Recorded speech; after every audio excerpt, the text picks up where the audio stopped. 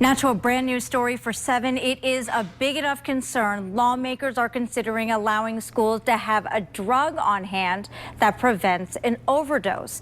Proposed legislation would allow school districts to add Narcan to their medicine cabinets, a lifesaver for a growing number of people addicted to heroin and other opiates. 24-hour News 8's Joe LaFergie has reaction to the idea.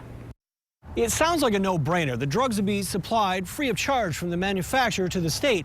And as we've already seen, they can save lives. But some educators say there are drawbacks to the idea. The legislation would give districts the option of adding Narcan to the list of drugs trained district personnel could administer. There's no debating the seriousness of the problem of opiate addiction, from prescription painkillers to street drugs like heroin, has become in Michigan. Overdoses have nearly quadrupled since 1999. We certainly want to make sure that every person is safe. That's our first priority. But officials say it doesn't appear the overdoses have hit the hallways of local schools. It's easy to understand why it would be your first reaction, because they're all there at some point, right? But, the data show that most students are with us only about 12% of the time. But the bill's author, State Senator Jim Ananich of Flint, says the potential is there. We're seeing even younger people being affected by it. We're seeing that the middle school kids is the age of the biggest increase of addiction and potentially overdose. So we have to do what we can to make sure families are protected, and schools it's a place where they spend a lot of their time. The measure, part of a package of bills passed by the Senate's Health Policy Committee, would require schools to have at least 2 employees trained on the use of Narcan.